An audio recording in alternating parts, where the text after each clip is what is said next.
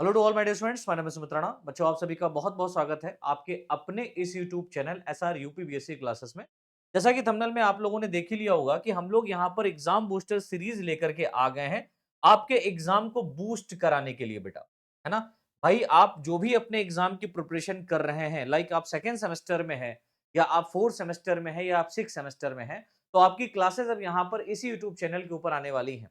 खैर, ये क्लास आपके सेकेंड सेमेस्टर वाले बच्चों के लिए है। तो जितने भी साथी हमारे यहाँ पर सेकेंड सेमेस्टर के जुड़े हुए हैं, आपका सब्जेक्ट जूलॉजी अगर है तो उसकी यूनिट पहली हम लोग यहाँ पर स्टार्ट कर रहे हैं और पहली यूनिट में हम लोग यहाँ पर इसके थ्योरी प्लस एमसीक्यूज को टॉपिक वाइज समझेंगे। भाई, हमारी जो पहली यूनिट है उसका नाम है structure and fundamental units of biomolecule.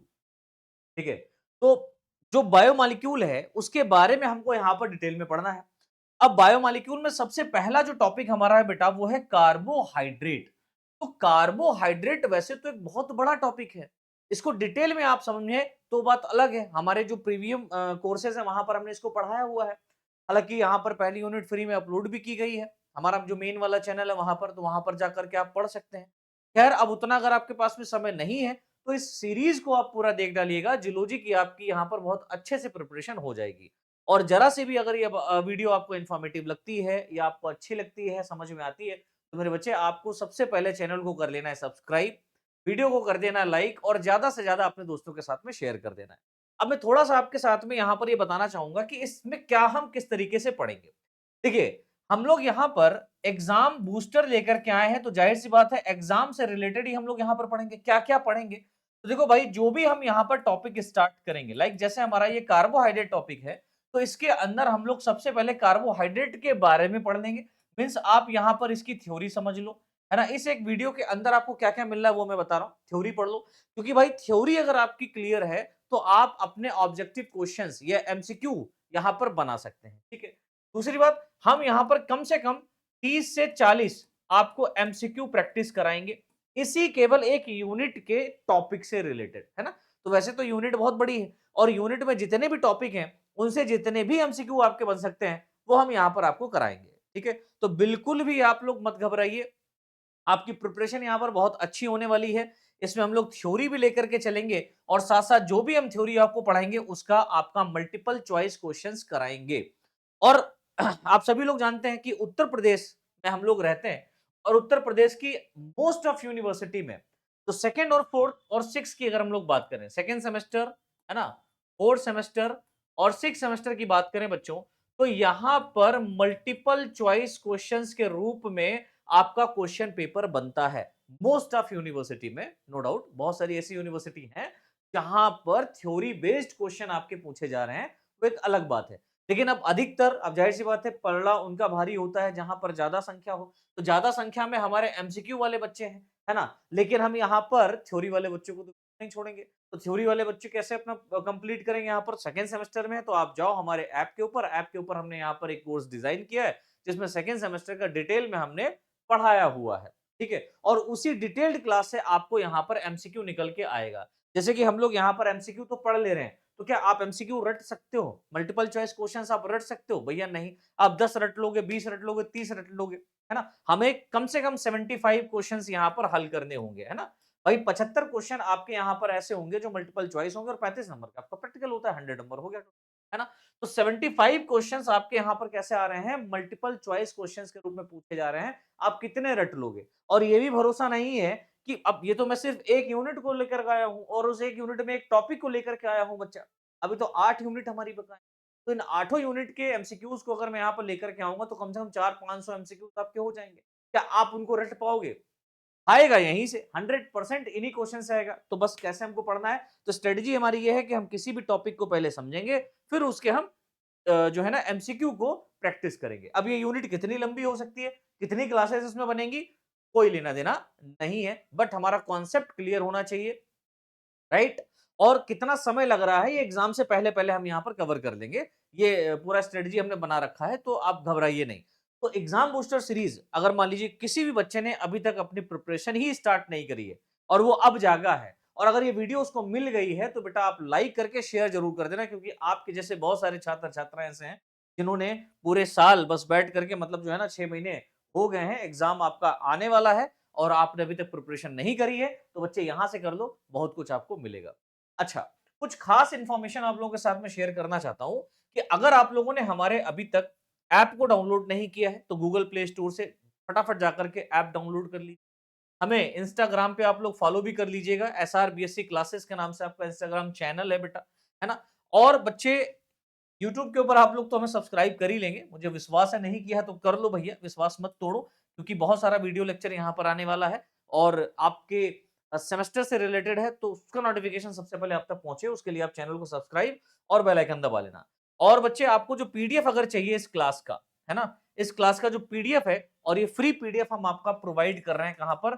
आपके टेलीग्राम चैनल पर, और टेलीग्राम चैनल का नाम है एसआर यूपीबीएससी क्लासेस। तो फटाफट जाकर के ज्वाइन कर लीजिएगा।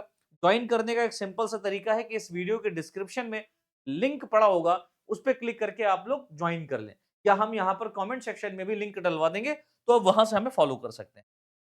चलिए जी, शुरू करते हैं अपना टॉपिक, है ना? तो हमारी पहली यूनिट यहाँ पर बेटा आ गई है, और पहली यूनिट हमारी है structure and function of biomolecule, है ना? हमें स्ट्रक्चर देखना है और फंक्शन देखना है बायोमोलिक्यूल्स का। बायोमोलिक्यूल में बहुत सारा चीज आता है, जैसे आप कार्बोहाइड्रेट की बात करें, लिपिड की बात करें, प्रोटीन की बात करें, है ना? कार्ब्स की बात करें, लिपिड की बात करें, प्रोटीन की बात करें, तो ये सब आपके कहां पर आते हैं बेटा? बायोमोलिक्यूल में आते हैं। हम सबसे पहला यहाँ पर टॉपिक पहला अपना लेकर के चल रहे हैं कार्बोहाइड्रेट।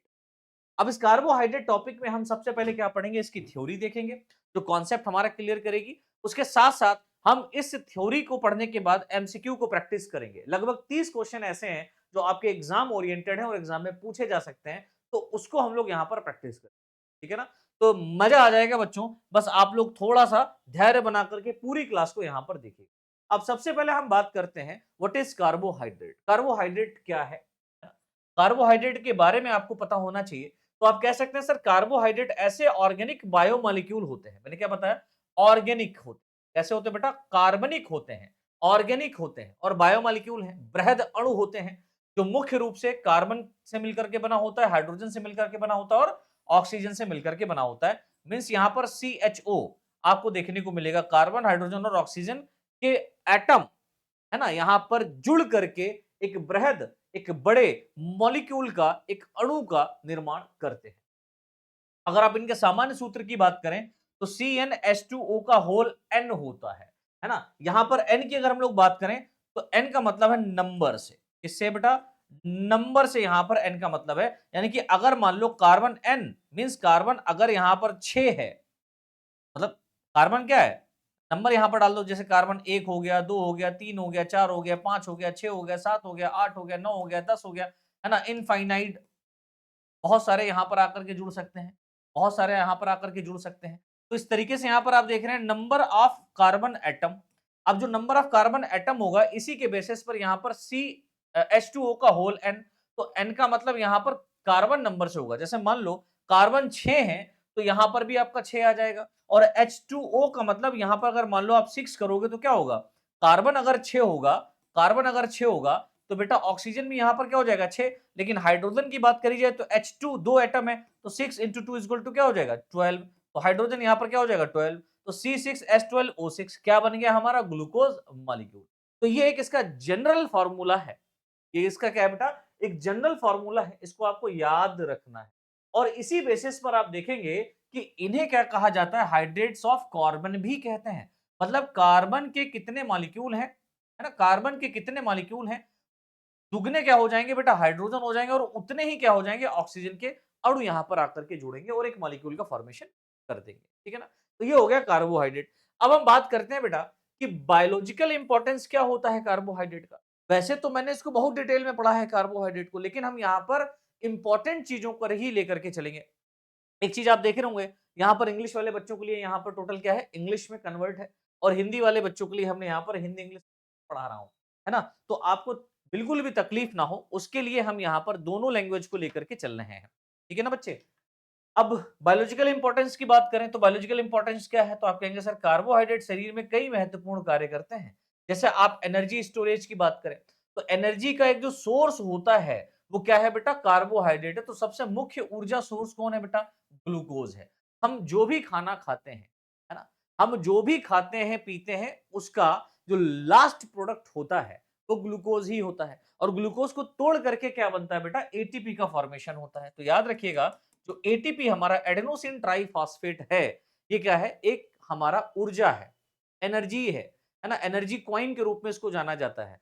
मींस हम यूं कहें कि हमें अपने दैनिक जीवन में कोई भी कार्य करना है, उस कार्य करने के लिए किसकी रिक्वायरमेंट होती है, ऊर्जा की रिक्वायरमेंट होती है और ये ऊर्जा हमारे शरीर के अंदर बनती है। अब शरीर में कहां बनती है, कोशिकाओं के अंदर बनती है। कोशिका में कहां पर, तो आप कहेंगे सर यहां पर सबसे पहले साइटोप्लाज्म में तोड़ा जाता है ग्लूकोज को, फिर उसको फर्दर माइटोकॉन्ड्रिया के अंदर तोड़ा जाता है और इलेक्ट्रॉन ट्रांसपोर्ट सिस्टम के थ्रू बहुत सारे एटीपी का फॉर्मेशन होता है। कितना होता है, कैसे होता है, क्या होता है, वो बात की बात है, लेकिन हमें अभी यहां पर एक जनरल फॉर्मूला, एक जनरल फॉर्म पता होना चाहिए।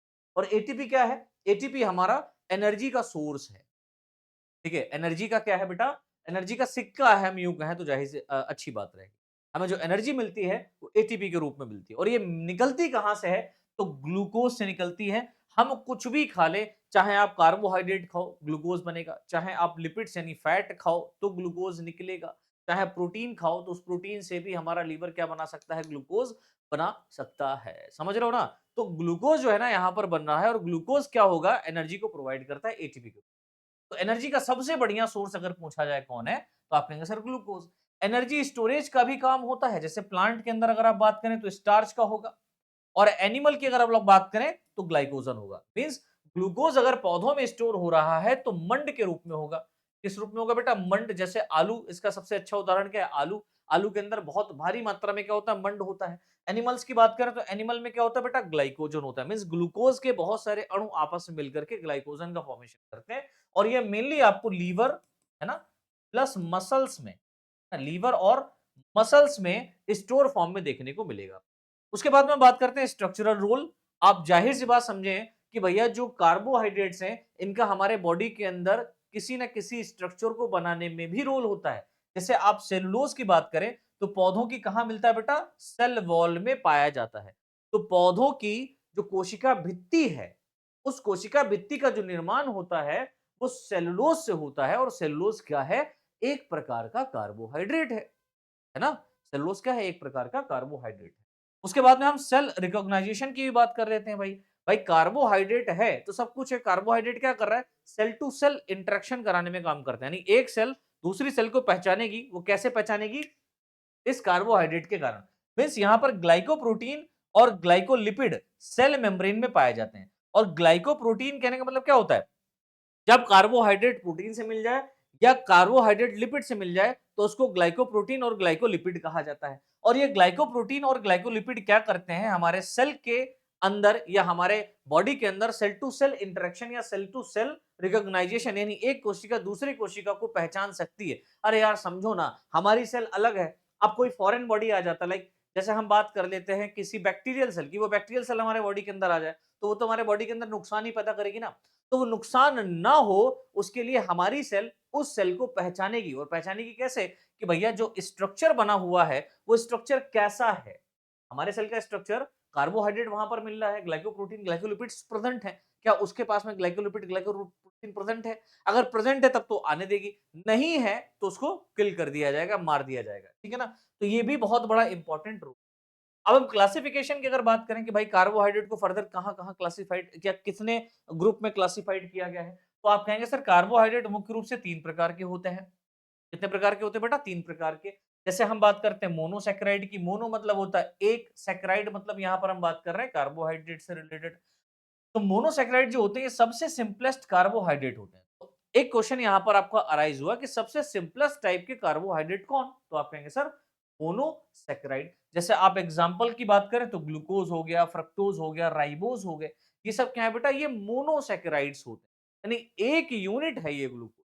क्या बेटा, एक यूनिट है, ये केवल एक है, सिंगल है, सिंगल ग्लूकोज का मॉलिक्यूल है, सिंगल फ्रक्टोज का मॉलिक्यूल है, सिंगल राइबोज का मॉलिक्यूल है। तो ये बेटा क्या है, मोनोसैकेराइड है ना। और इनका हाइड्रोलिसिस नहीं किया जा सकता, दैट मींस पानी के अंदर इनको फर्दर घोला नहीं जा सकता।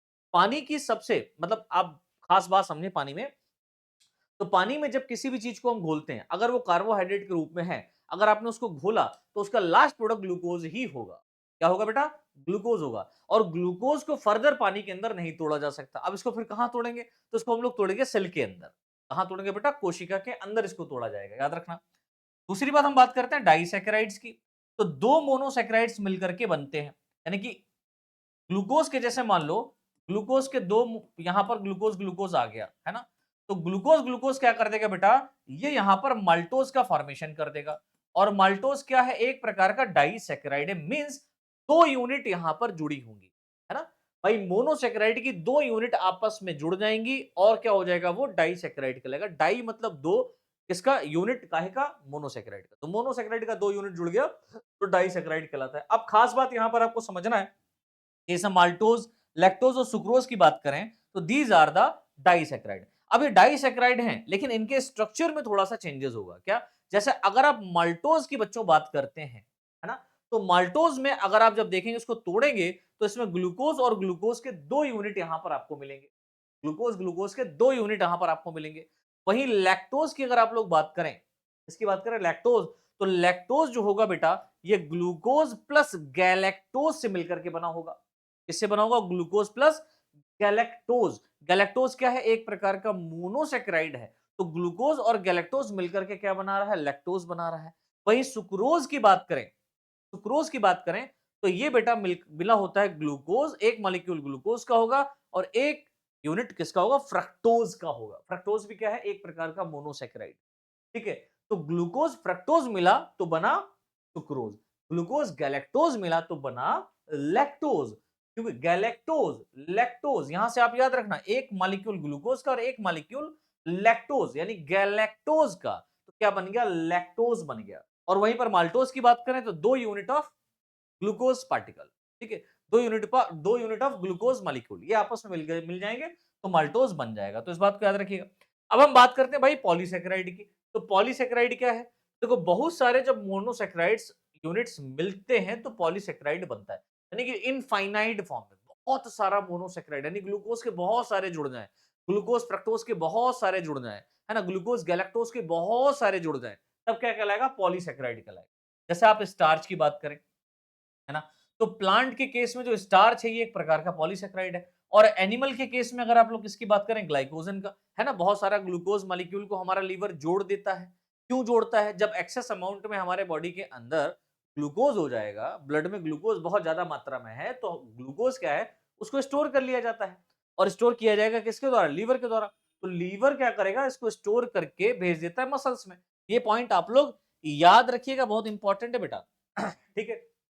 और वहीं सेलुलोज की अगर हम लोग बात करें, तो प्लांट में सेलुलोज होता है, तो सेलुलोज भी क्या है? एक प्रकार का पॉलीसेकेराइड है। एक पॉइंट यहां पर देखिए लिखा हुआ है, ग्लाइको कॉन्जुगेट क्या होते हैं? ये क्वेश्चन पूछा जा सकता है, व्हाट इज ग्लाइको कॉन्जुगेट? तो आप कहेंगे सर, जब कार्बोहाइड्रेट किसी प्रोटीन या लिपिड, मतलब किसी भी प्रोटीन या किसी भी लिपिड मॉलिक्यूल से जुड़ता है, तो उसे ग्लाइको कॉन्जुगेट कहते हैं। क्या कहते हैं बेटा? ग्लाइको कॉन्जुगेट कहते हैं। तो क्वेश्चन यहां से अराइज होगा, पूछे भी गए हैं प्रीवियस क्वेश्चन, है ना, प्रीवियस पेपर में। जैसे आप ग्लाइकोप्रोटीन की बात करें, ग्लाइकोलिपिड की बात करें, तो ये सब क्या है बेटा? ग्लाइको कॉन्जुगेट है। मतलब ग्लाइकोलिपिड और ग्लाइको प्रोटीन क्या है बेटा? ये ग्लाइको कॉन्जुगेट, कॉन्जुगेट कहने का मतलब जुड़ना। जब कार्बोहाइड्रेट किसी भी लिपिड, है ना, किसी अलग प्रकार के कार्बोहाइड्रेट से जुड़ रहा है, किसी लिपिड से जुड़ गया, है ना, किसी प्रोटीन से जुड़ गया, तब ये क्या कहलाएगा? ग्लाइको कॉन्जुगेट कहलाएगा। जैसे अब ग्लाइकोलिपिड की बात हो गई, ग्लाइकोप्रोटीन की बात हो गई, अब इनका फंक्शन क्या हो गया? तो इनका मेन फंक्शन होता है बेटा सेल रिकॉग्नाइजेशन में, है ना, सेल को पहचानने में। एक कोशिका ए है, कि ए कोशिका बी वाली कोशिका को पहचानना चाह रही है। मतलब ए कोशिका, मान लो ये एनिमल सेल है, ए फॉर एनिमल सेल और बी फॉर बैक्टीरियल सेल, मान लेते हैं बी फॉर बैक्टीरियल सेल। तो ये दोनों कोशिकाएं आपस में रिकॉग्नाइज करेंगी, मींस एक दूसरे को पहचानने का काम करेंगी। वो प्रोसेस ही अलग होता है, सेल इंटरेक्शन, बात करेंगे अलग टॉपिक में, है ना। अच्छा, इम्यून रिस्पांस में भी इनका बहुत बड़ा रोल होता है। जब भाई रिकॉग्नाइजेशन होगा, मान लो ये बैक्टीरियल सेल बिल्कुल अलग, एनिमल सेल बिल्कुल अलग, ये बैक्टीरियल सेल एनिमल सेल के पास आई, तो एनिमल सेल क्या करेगी? इसको रिकॉग्नाइज करेगी, क्या भैया तुम मेरी तरह हो कि नहीं हो, है ना। और ये रिकॉग्नाइजेशन कैसे होगा? इसका प्रोटीन, इसका ग्लाइको, इसके अंदर पाया जाने वाला लिपिड, इसका स्ट्रक्चर, है ना, इसका सेल वॉल, इसका सेल मेम्ब्रेन का स्ट्रक्चर कैसा है, उसको रिकॉग्नाइज करेगा। और नहीं मिला तो इसको फिर किल कर देगा, और नहीं मिला तो इसको फिर किल कर देगा। तो बैक्टीरिया भी हमारी सेल्स को मार सकते हैं, है ना। और यहीं से तो आप समझते हैं ना क्या, बहुत सारा बीमारी निकलता है ना। तो ये तो हमारा हो गया क्या बेटा, ये हमारा हो गया क्लासिफिकेशन। अब ये तो थ्योरी वाला पोर्शन हो गया, मतलब थ्योरी पोर्शन लाइक हमने बात कर ली यहाँ पर कार्बोहाइड्रेट के कुछ इंपॉर्टेंट पॉइंट्स के, ठीक है। अब हम स्पेशली बात करने वाले हैं यहाँ पर एमसीक्यू के बारे में, और ये एमसीक्यू आपको पता होने चाहिए, याद होने चाहिए। सबसे पहला क्वेश्चन यहां पर मैं लेकर के आया हूं कि कार्बोहाइड्रेट का सामान्य सूत्र क्या होता है, बताइए भैया, है ना। What is the general formula of carbohydrate, क्या होता है, CHO होता है। भाई ये तो हमको पता है कि कार्बन, हाइड्रोजन और ऑक्सीजन के एटम्स यहां पर मिले होते हैं, लेकिन क्या ये जनरल फॉर्मूला हो गया इसका, नहीं होगा। क्या CnH2O का होल n होता है, तो बिल्कुल सही बात है बेटा, दूसरा ऑप्शन बिल्कुल सही है कि इसमें कार्बन का नंबर कितना भी हो जाए, है ना। और H2O जो मॉलिक्यूल है इसका होल n इसलिए लिखते हैं क्योंकि हाइड्रोजन हमेशा यहां पर 2 के रेशियो में रहता है, हाइड्रोजन यहां पर 2 के रेशियो में रहता है और ऑक्सीजन हमेशा 1 के रेशियो में रहता है। तो जितना नंबर ऑफ कार्बन होगा उतना नंबर ऑफ क्या होगा बेटा, ऑक्सीजन होगा, और जितना नंबर ऑफ ऑक्सीजन होगा या जितना नंबर ऑफ कार्बन होगा उसका दुगना क्या होगा बेटा, हाइड्रोजन का नंबर होगा, हाइड्रोजन एटम यहां पर पाए जाएंगे। तो इसका बी ऑप्शन सही है, CnHn बिल्कुल गलत गलत है, और यहां पर मेथेन का तो कोई मतलब ही नहीं है, CH4 है। तो हमारा सही ऑप्शन हो जाएगा CnH2O का होल n, यानी कि कार्बोहाइड्रेट का जो सामान्य सूत्र होता है वो CnH2O का होल n होता है। मेरे प्यारे बच्चे इसको याद कर लेना, है ना, इसीलिए इन्हें हाइड्रेट ऑफ कार्बन भी कहा जाता है। तो क्वेश्चन यहां से भी एक बनेगा कि हाइड्रेट ऑफ कार्बन किसे कहते हैं, ऑप्शन दे दिया जाएगा कार्बोहाइड्रेट, लिपिड, प्रोटीन या फैट, तो आप कहेंगे सर कार्बोहाइड्रेट, किसको, कार्बोहाइड्रेट को। तो एक क्वेश्चन यहां पर है लेकिन दो क्वेश्चन यहां पर तैयार हो गए, 30 हैं लेकिन यहां पर आपके दुगने तिगने क्वेश्चन तैयार हो जाएंगे। सेकंड क्वेश्चन की अगर हम लोग बात करें तो कह रहा है निम्न में से कौन मोनोसैकेराइड है, समझो क्वेश्चन, अभी मैंने बताया मोनोसैकेराइड्स कौन होते हैं, है ना। विच of the following is a monosaccharide, sucrose होता है क्या मोनोसैकेराइड, नहीं भैया। सुक्रोज की अगर आप लोग बात करते हैं तो यहां पर एक ग्लूकोज मॉलिक्यूल होता है, एक ग्लूकोज मॉलिक्यूल होता है प्लस एक फ्रक्टोज मॉलिक्यूल होता है, क्या बनता है बेटा, सुक्रोज बनता है कि नहीं बनता है। वहीं अगर हम लोग माल्टोज की बात करें या ग्लूकोज की बात करें या लैक्टोज की बात करें, तो माल्टोज की अगर आप बात कर रहे हो बेटा, तो माल्टोज में यहां पर आप जानते हैं कि एक ग्लूकोज प्लस एक ग्लूकोज मींस दो ग्लूकोज का यूनिट यहां पर रहता है ना। ग्लूकोज मॉलिक्यूल कितना रहता है बेटा, 2 यूनिट यहां पर ग्लूकोज रहता है, तो माल्टोज बनता है।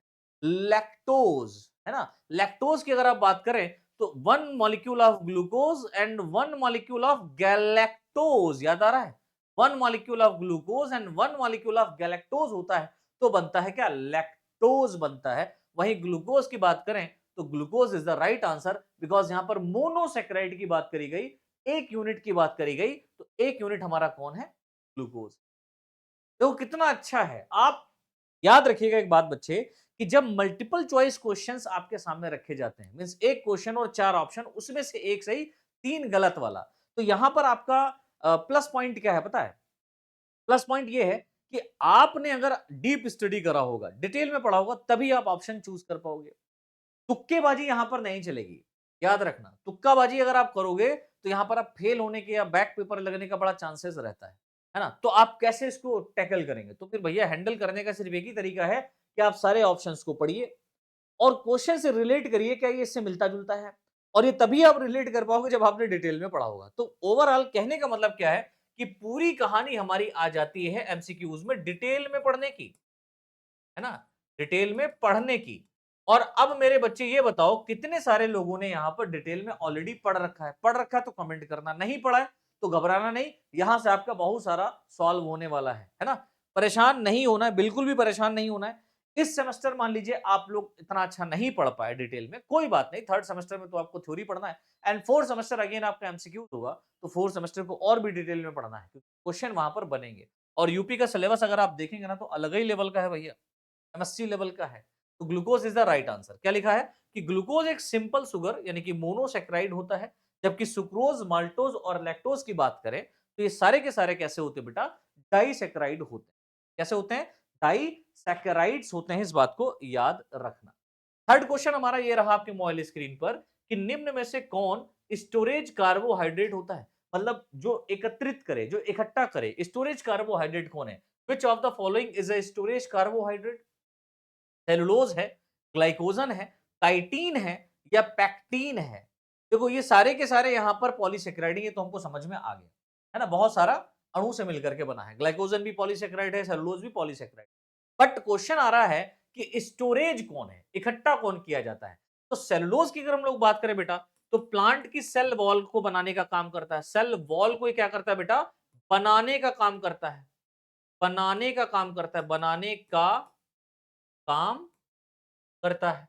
तो प्लांट की सेल वॉल में पाया जाता है सेलुलोज। तो ये प्लांट की सेल वॉल को बना रहा है, स्ट्रक्चरल, यानी कि ये क्या है बेटा, ये एक स्ट्रक्चरल फॉर्मेशन है, एक स्ट्रक्चरल फॉर्म है। वहीं अगर हम लोग काइटिन की बात करें ना बेटा, तो काइटिन क्या होता है, आप सभी को पता है कि काइटिन और पैक्टिन ये दोनों क्या है, स्ट्रक्चरल फॉर्मेशन करते हैं, है ना, स्ट्रक्चरल फॉर्मेशन कराएगा, ये भी हमको पता चल गया। तो बचा कौन, ग्लाइकोजन। और आपको याद है कि जो ग्लाइकोजन होता है, ये एनिमल सेल का, ये एनिमल है ना, एनिमल्स का एक स्टोरेज होता है ना, एक स्टोरेज फॉर्म होता है। मींस आप जानते हैं कि जो हमारा लीवर होता है, ये लीवर क्या करता है, ग्लूकोज को, है ना, ये लीवर क्या करता है बेटा, ग्लूकोज को, बहुत सारे ग्लूकोज को इकट्ठा करता है, किसमें, ग्लाइकोजन के रूप में, है ना। तो हमारा सही आंसर क्या हो जाएगा बच्चे, ग्लाइकोजन हो जाएगा। ठीक है, तो एनिमल्स में कार्बोहाइड्रेट ग्लाइकोजन के रूप में स्टोर होता है, प्लांट में स्टोरेज फॉर्म क्या होता है, स्टार्च होता है। तो प्लांट की अगर आप क्वेश्चन यहां पर देखो, कंफ्यूज कर सकता था, बहुत सारे कंफ्यूज होते हैं, सेलुलोज, सेलुलोज प्लांट में पाया जाता है, स्टोरेज है, नहीं भैया, स्टोरेज की बात हो रही है। तो प्लांट में स्टोरेज जो होता है वो कौन होता है, स्टार्च होता है, मंड होता है। अभी मैंने थ्योरी में भी वही पढ़ाया, देखो उसी थ्योरी से बहुत सारा क्वेश्चन निकल के आ रहा है। फोर्थ क्वेश्चन यहां पर आ गया कि सुक्रोज किससे मिलकर के बना होता है, ये बात इंपॉर्टेंट है। और जो सुक्रोज होता है, सुक्रोज है वो किससे मिलकर के बना होता है, तो sucrose is composed of glucose plus glucose, नहीं माल्टोज बनाता है, ग्लूकोज प्लस फ्रक्टोज होता है, या ग्लूकोज प्लस गैलेक्टोज होता है ना। तो चलो भैया निकाल लेते हैं, ये माल्टोज हो गया, ये क्या हो गया बेटा, माल्टोज। और ये क्या हो गया बेटा, glucose plus galactose. Glucose plus galactose की अगर हम लोग बात करेंगे तो ये लैक्टोज हो गया, है ना, लैक्टोज हो गया। ग्लूकोज और गैलेक्टोज यहां पर मिल रहा है, लैक्टोज बन गया। वहीं पर अगर हम लोग बात करते हैं फ्रक्टोज फ्रक्टोज, या हम लोग बात करते हैं ग्लूकोज फ्रक्टोज, तो इन दोनों में से आपको चूज करना है। तो दोनों में से सही ऑप्शन आपका हो जाएगा ग्लूकोज प्लस फ्रक्टोज। तो फ्रक्टोज फ्रक्टोज यहां पर फ्रक्टोज भी ही बनाएगा, बट ग्लूकोज प्लस फ्रक्टोज जो जुड़ेगा, ये आपका बनाएगा सुक्रोज। क्या बनाएगा बेटा, सुक्रोज बनाएगा, इस बात को याद रखना। तो सुक्रोज जो होता है, ग्लूकोज प्लस फ्रक्टोज से मिलकर के बना होता है। और याद रखना बच्चे, जो सुक्रोज होता है, कौन, जो सुक्रोज होता है, इसे हम लोग टेबल शुगर कहते हैं। मतलब जो हम लोग टेबल शुगर कहने का मतलब क्या होता है, टेबल में पाई जाने वाली शुगर नहीं बे। टेबल शुगर कहने का मतलब होता है कि जो भी हम खाते हैं, चाय, आप अमीरों के घर में देखे होंगे कि जो चाय आती है वो कप में आती है, और साइड से वो लोग क्या करते हैं, एक प्याले में, है ना, चीनी रख के लाते हैं। और वो जो चीनी रख के लाते हैं, फिर वो चाय में घोलते हैं। वो पूछते हैं भैया 1 चम्मच लेना, 2 चम्मच लेना है? तब कहते हैं नहीं, मेरे में 1 चम्मच डालना चीनी। दूसरा कहता है नहीं, मेरे में 2 चम्मच, मुझे ढेर मीठी पीनी। तीसरा कहता है मुझे 3 चम्मच, मुझे 4 चम्मच।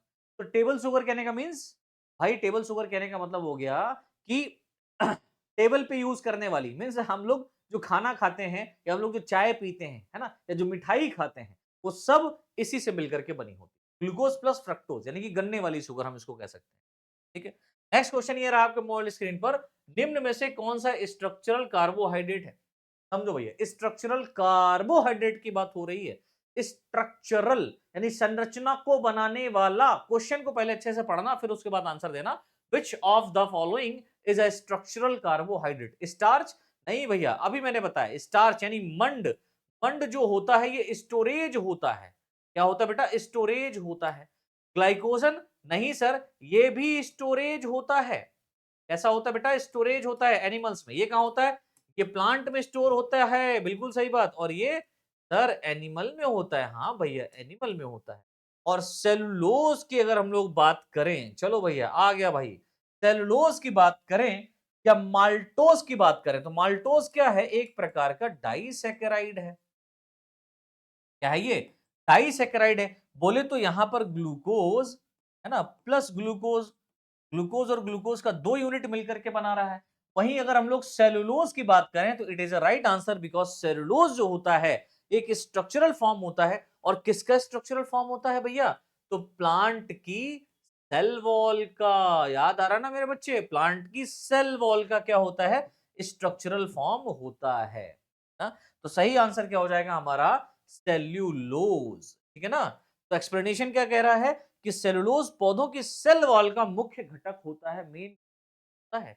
इसीलिए यह स्ट्रक्चरल कार्बोहाइड्रेट होता है। नेक्स्ट क्वेश्चन है कि निम्न में से कौन सा एनिमल स्टोरेज पॉलीसेकेराइड है? पॉलीसेकेराइड की बात हो रहा है। Which of the following storage polysaccharide in animal? Starch नहीं, ये प्लांट में होता है। ग्लाइकोजन, सेलुलोज, सेलुलोज भी प्लांट में होता है। इनुलिन नहीं, ग्लाइकोजन। ग्लाइकोजन जो है ये हमारा क्या बेटा स्टोरेज की बात हो रही है, तो स्टोरेज है और पॉलीसेकेराइड है। ठीक है, ग्लाइकोजन क्या है? स्टोरेज है और पॉलीसेकेराइड है। It is a right answer. तो एनिमल में ग्लूकोज ग्लाइकोजन के रूप में लीवर और मसल्स में स्टोर रहता है। ये पॉइंट याद रखना, यहां से क्वेश्चन आपको और बनता है ना। अच्छा, ग्लाइकोप्रोटीन किसका उदाहरण है? समझो, ग्लाइकोप्रोटीन आ गया क्वेश्चन, अभी मैंने बताया था, अभी मैंने आपको थ्योरी में समझाया है ना। तो ग्लाइकोप्रोटीन किसका उदाहरण है? तो आप कहेंगे सर ग्लाइको कॉन्जुगेट का, कॉन्जुगेट मिल रहा है क्या? ग्लाइकोजन या ग्लाइको कॉन्जुगेट मींस ग्लाइकोलिपिड या ग्लाइकोप्रोटीन यहां पर फॉर्मेशन होगा। तो ग्लाइकोप्रोटीन क्या है? एक प्रकार का ग्लाइको कॉन्जुगेट है और इसमें आपका ग्लाइकोलिपिड भी आता है। क्या आता है? ग्लाइकोलिपिड। तो ग्लाइकोलिपिड भी यहां पर हो सकता है ना, या आप बात कर दे ग्लाइकोलिपिड, दोनों में से कोई एक आ सकता है। ये दोनों ही क्या है बेटा? ग्लाइको कॉन्जुगेट है, ग्लाइको कॉन्जुगेट है। ठीक है ना। नेक्स्ट क्वेश्चन ये रहा। अच्छा, ये तो वही हो गया। तो जब देखिए लिखा हुआ, जब कार्बोहाइड्रेट किसी प्रोटीन से जुड़ता है तो उसे ग्लाइकोप्रोटीन कहते हैं, और जब कार्बोहाइड्रेट किसी लिपिड से जुड़ता है तो उसे ग्लाइकोलिपिड कहते हैं। और ये दोनों ही क्या होते हैं बेटा? ग्लाइको कॉन्जुगेट का प्रकार होता है। ठीक है, ये एक प्रकार का ग्लाइको कॉन्जुगेट। नेक्स्ट क्वेश्चन है, निम्न में से कौन डाइसैकेराइड है? Which of the following is a disaccharide? Glucose नहीं, राइबोज नहीं, देखो नहीं नहीं नहीं, यस, नहीं नहीं नहीं नहीं नहीं नहीं नहीं, ग्लूकोज डाइसैकेराइड। अच्छा, डाइसैकेराइड है, निम्न में से कौन डाइसैकेराइड है? तो ग्लूकोज तो यू मोनोसैकेराइड है। ग्लूकोज क्या है? मोनोसैकेराइड। राइबोज भी क्या है बेटा? मोनोसैकेराइड है। देखो क्वेश्चन समझना, माल्टोज एक प्रकार का डाइसैकेराइड है। डाइसैकेराइड, क्यों? ग्लूकोज ग्लूकोज, निम्न में से कौन डाइसैकेराइड है? और फ्रक्टोज की बात करें तो ये भी क्या है? मोनोसैकेराइड है। तो maltose is the right answer. देखो निकल आया आंसर हमारा, आंसर हमारा निकल आया। अब जब आंसर निकले तभी ओएमआर शीट को आप फुलफिल करेंगे, ठीक है ना।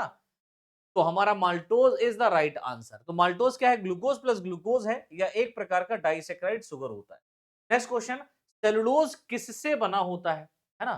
तो cellulose is composed of, cellulose किसका बना होता है? अल्फा ग्लूकोज का। ये क्वेश्चंस यहां पर देखो आपके कॉम्प्लेक्स फॉर्म में आने लगे, तो यहां पर आपको ये चीजें याद रखनी होंगी, दिमाग में बिठा के रखनी होंगी कि सेलुलोज किसका बना है? Alpha glucose, beta glucose, fructose या गैलेक्टोज। तो आप कहेंगे सर सेलुलोज जो बना होता है वो हमेशा बीटा ग्लूकोज का बना होता है ना। किसका बना होता है? बीटा ग्लूकोज का बना होता है। डिटेल फॉर्म में हमने इसको ऑलरेडी पढ़ाया हुआ है, आपके ऐप के ऊपर भी, यूट्यूब पे भी बहुत सारी क्लासेस पढ़ी, तो वहां पर आप देख लीजिए। तो सेलुलोज बीटा ग्लूकोज के यूनिट से बना होता है। निम्न में से कौन है ना रेड्यूसिंग शुगर है? ये इंपॉर्टेंट है। रेड्यूसिंग शुगर कौन सी होती है? Which of the following is a reducing sugar? Sucrose होती है, ग्लूकोज होती है, स्टार्च होती है, सेलुलोज होती है? तो आप कहेंगे सर ग्लूकोज रेड्यूस हो सकता है, तोड़ा जा सकता है ना। तो ग्लूकोज एक रेड्यूसिंग शुगर है, क्योंकि इसमें फ्री एल्डिहाइड ग्रुप होते हैं। क्या होते हैं बेटा? फ्री एल्डिहाइड ग्रुप इसमें प्रेजेंट होते हैं, इसीलिए ये एक प्रकार की रेड्यूसिंग शुगर मानी जाती है। नेक्स्ट क्वेश्चन है, निम्न में से कौन सा पेंटोज शुगर है? Very good, pentose sugar. देखो क्वेश्चन कहां से निकाल के रख दिया, कहां से आ गया क्वेश्चन? न्यूक्लिक एसिड से क्वेश्चन आ गया। विच of the following is pentose sugar? Glucose, ribose, fructose या गैलेक्टोज? याद करो, पेंटोज शुगर कौन सी होती है? ग्लूकोज होती है नहीं, ये एक प्रकार का हेक्सोज शुगर है। ग्लूकोज क्या हेक्सोज है। राइबोज शुगर होती है, फ्रक्टोज होती है, गैलेक्टोज होती है। तो आप कहेंगे सर राइबोज। कौन सी होती है? राइबोज होती है। क्यों होती है? क्योंकि आरएनए और डीएनए में कौन सा स्वतंत्रता है? आरएनए की बात करें तो आरएनए के अंदर राइबोज शुगर मिलती है। याद आ रहा है? आरएनए के अंदर राइबोज शुगर मिलती है, जो कि एक प्रकार की पेंटोज शुगर है। वही डीएनए के अंदर कौन सी मिलती है? डीऑक्सी राइबोज शुगर मिलती है। डीऑक्सी राइबोज शुगर मिलती है, जो कि एक प्रकार का पेंटोज है ना। तो डीएनए आरएनए के, आरएनए से निकाल के रख दिया है प्रकार, यहां पर भी क्या है? कार्बोहाइड्रेट ही है यार, बात है। तो राइबोज एक पेंटोज शुगर है, यानी कि 5 कार्बन शुगर है। यानी कि इसके स्ट्रक्चर में आप 5 कार्बन देखेंगे, 5 कार्बन से मिलकर के बनी हुई शर्करा है ना। 5 कार्बन युक्त शर्करा होती है बेटा, 1 2 3 4 और एक यहां पर लगा होगा 5, 5 कार्बन यहां पर मिलती है। नेक्स्ट क्वेश्चन है, डीएनए में कौन सा शुगर पाया जाता है? अरे वाह, इतना सिंपल सा क्वेश्चन। डीएनए में कौन सा शुगर पाया जाता है? Which sugar is present in DNA? तो वो बात अलग है कि राइबोस शुगर होता है, बट डीएनए की बात हो रही है, तो डीएनए में क्या होगा, डीऑक्सी राइबोस शुगर। देखो दिमाग घुमा दिया ना, दिमाग घुमा दिया ना। याद रखना कि भैया अभी मैंने बताया कि न्यूक्लिक एसिड डीएनए आरएनए होता है, आरएनए में राइबोस शुगर होता है, डीएनए में डीऑक्सी राइबोस शुगर होता है, इस बात को याद रखना। तो डीऑक्सी राइबोस शुगर कहां मिलता है, डीएनए में मिलता है, और ये एक प्रकार का क्या है, ये दोनों एक प्रकार का क्या है बेटा, तो ये दोनों एक प्रकार का पेंटोज शुगर है। लेकिन ये फ्रक्टोज और ग्लूकोज क्या हेक्सोज है बेटा। हेक्सोज मींस 6 कार्बन यहां पर मिल रहे हैं। तो डीएनए में डीऑक्सी राइबोस शुगर पाया जाता है, जबकि आरएनए में राइबोस शुगर होता है। निम्न में से कौन सा नॉन रिड्यूसिंग शुगर है, जो रिड्यूस नहीं किया जा सकता? विच of the following is a non reducing sugar, glucose, lactose, maltose, sucrose? तो आप कहेंगे sir sucrose is the right answer, है ना। सुक्रोज नॉन रिड्यूसिंग शुगर होता है क्योंकि इनमें फ्री एल्डिहाइड या कीटोन ग्रुप नहीं पाए जाते। तो फ्रक्टोज में कीटोन ग्रुप मिलता है, आपको याद रखिएगा।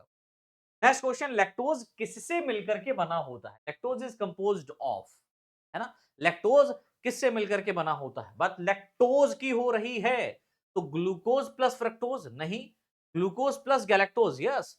गैलेक लैक लैक लैक, यहां पर समझो, लैक्टोज, लैक्टोज जहां पर भी किसी भी एक फॉर्म में लिखा हो, अगर यहां पर गैलेक्टोज गैलेक्टोज होता गलत होता, बट ग्लूकोज और प्लस लैक्टोज के आगे गैल लगा दो, गा लगा दो, तो गैलेक्टोज प्लस ग्लूकोज ये क्या होता है, लैक्टोज बनाता है।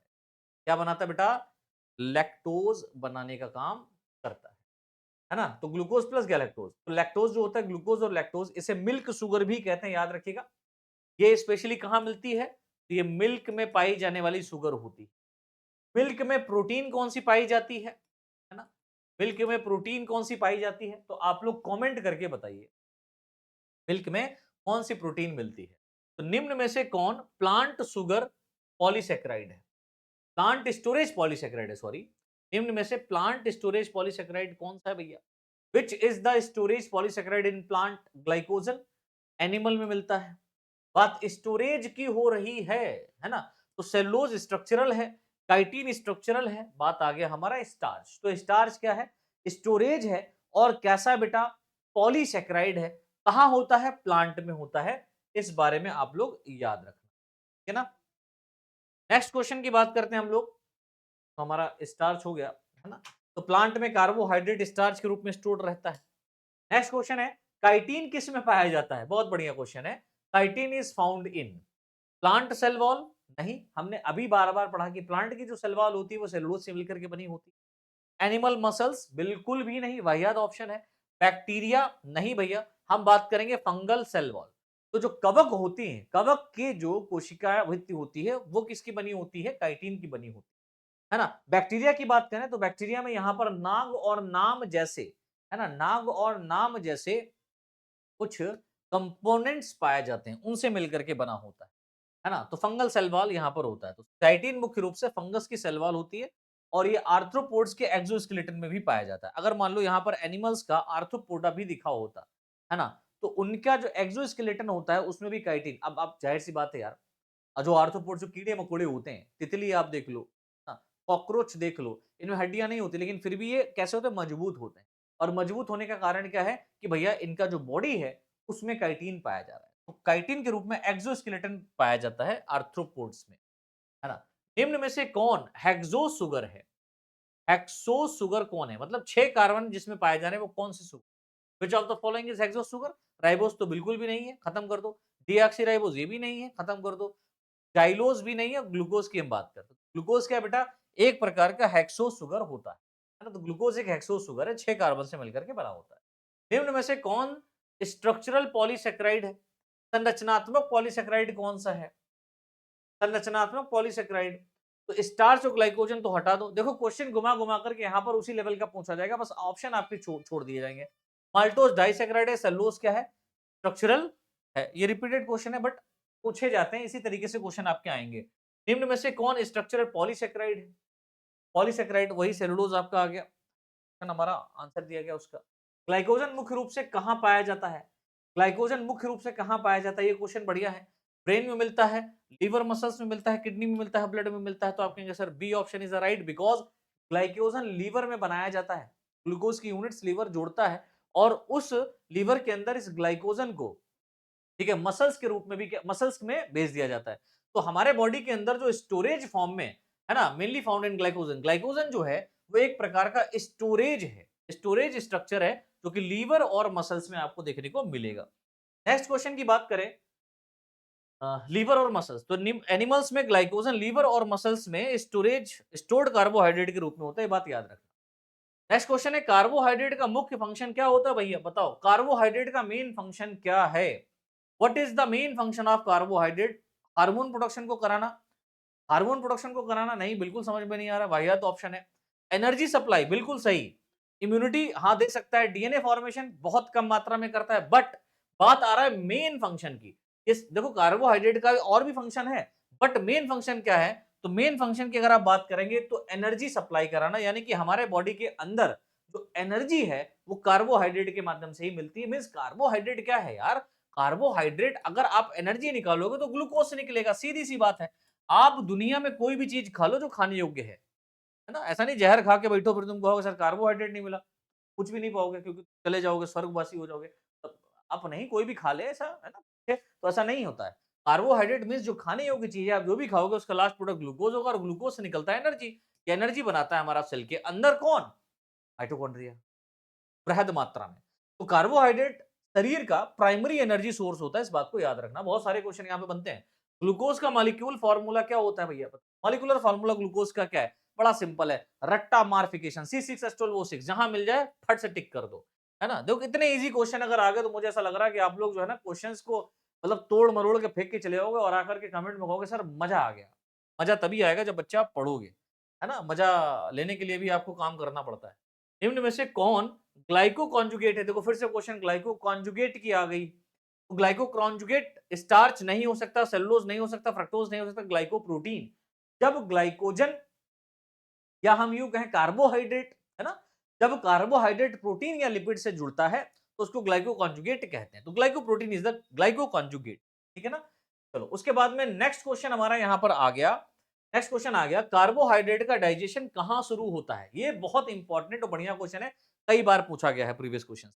याद कर लेना कि फर्दर डाइजेशन की अगर हम लोग बात करें, आप लोगों ने डाइजेस्टिव सिस्टम पढ़ा होगा, पढ़ा है कि नहीं पढ़ा है? नहीं पढ़ा है तो लालत है तुम्हारे को। डाइजेस्टिव सिस्टम पढ़ा होगा, नहीं पढ़ा है तो लालत इसलिए कह रहा हूं क्योंकि भैया ये वाला टॉपिक तो आप लोग 11th में भी पढ़ के आए होंगे, है ना? इसीलिए लानत है तुम पर। अगर पढ़ा है तो बहुत अच्छी बात है, पढ़ा है तो कितनों ने पढ़ा है कमेंट करके बताओ। अब आपने एक चीज यहां पर पढ़ा होगा कि जब डाइजेशन का प्रोसेस आप लोग देखते हो, मीन्स क्या क्या डाइजेस्ट हो सकता है, तो कार्बोहाइड्रेट का जो डाइजेशन आपने देखा होगा, ये हमारे माउथ से ही शुरू हो जाता है। कहां से शुरू होता है बेटा? मुख गुहिका में ही शुरू हो जाता है। मीन्स चबा करके नहीं बेटा, चबा करके नहीं, चबाने का प्रोसेस अलग होता है, वो उसको चीविंग कहते हैं। जब चीविंग आप करते हैं, जब आप चबाते हैं तो आपके मुंह में निकलती है सलाइवा। क्या निकलता है? सलाइवा। और सलाइवा में एक एंजाइम पाया जाता है, वैसे तो बहुत कुछ पाया जाता है बट सलाइवा में मेनली क्या मिलता है आपको? एंजाइम मिलता है। और ये एंजाइम कौन सा होता है बेटा? टाइलिन एंजाइम होता है। और ये टाइलिन एंजाइम क्या करेगा मेरे भाई? ये टाइलिन एंजाइम आपका क्या करता है? कार्बोहाइड्रेट जो यहां पर होगा इसको डाइजेस्ट करेगा। अब किसको डाइजेस्ट करता है? तो ये भी याद रखना, जो बॉइल्ड शुगर होता है, कौन सा बेटा?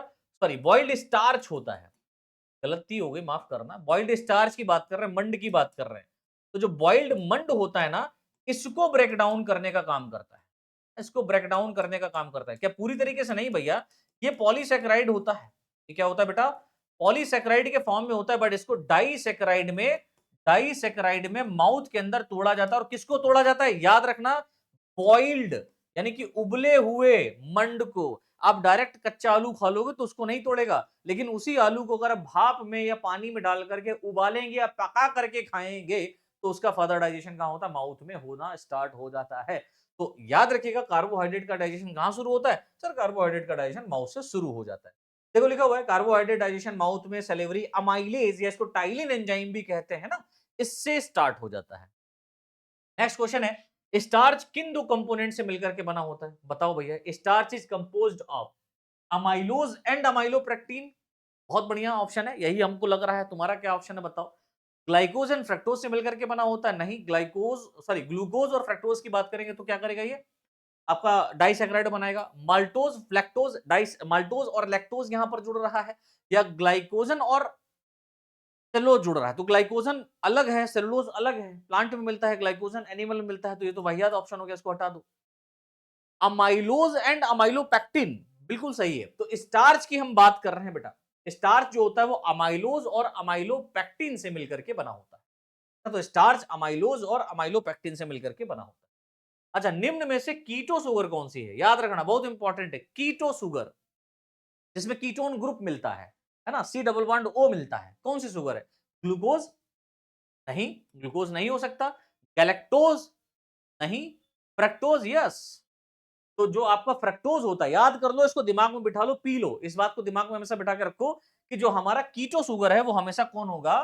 फ्रक्टोज ही होगा। कौन होगा? फ्रक्टोज होगा। तो फ्रक्टोज एक कीटो हेक्सोज होता शुगर होता है, क्योंकि इसके आप स्ट्रक्चरल फॉर्मूला को देखेंगे, देखो हेक्सोज है ये भी, है ना, हेक्सोज ये भी है, मानी कि 6 कार्बन यहां पर मिल रहे हैं आपको, 6 कार्बन ग्लूकोज में मिल रहे हैं आपको, लेकिन ये अलग क्यों है? क्योंकि यहां पर आपको कीटोन ग्रुप मिलेगा, और कीटोन जो ग्रुप है बेटा वो कार्बन नंबर 2 पर आपको देखने को मिलेगा। तो CH2OH plus C double bond O, इस तरीके से आपको यहां पर सेकेंड नंबर पर क्या मिलेगा?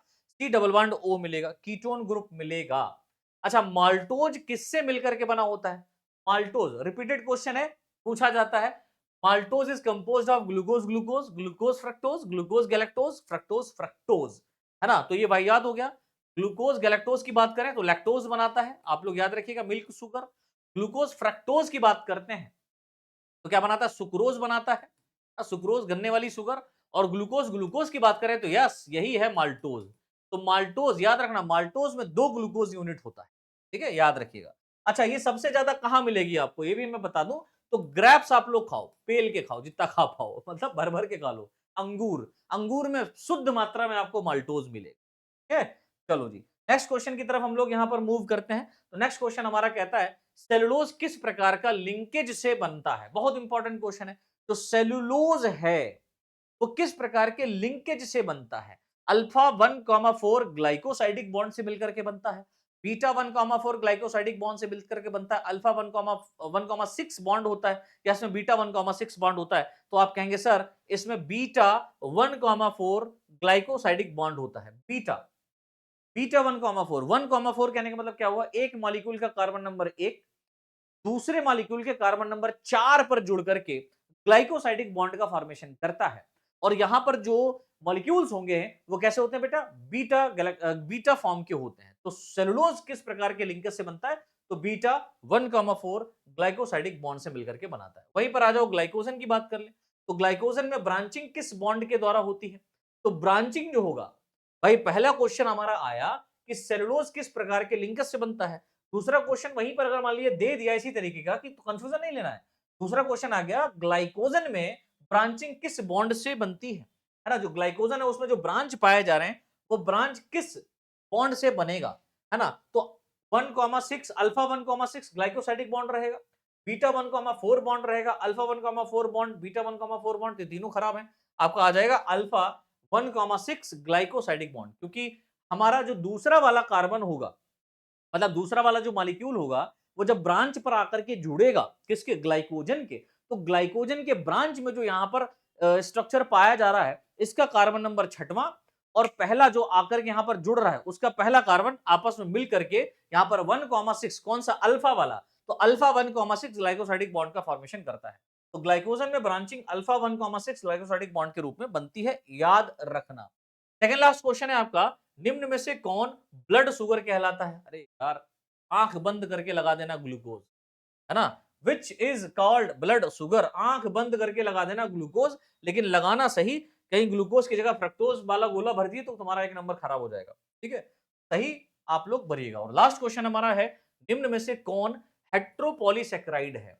देखो हेट्रोपॉलीसेक्राइड, विषम पॉलीसेक्राइड है। Which of the following is a heteropolysaccharide? Cellulose होता है, ग्लाइकोजन होता है, या हाइलुरोनिक एसिड होता है, या स्टार्च होता है? तो आप कहेंगे सर जो हाइलुरोनिक एसिड होता है एक प्रकार का हेटेरोपॉलीसेकेराइड के रूप में पाया जाता है ना।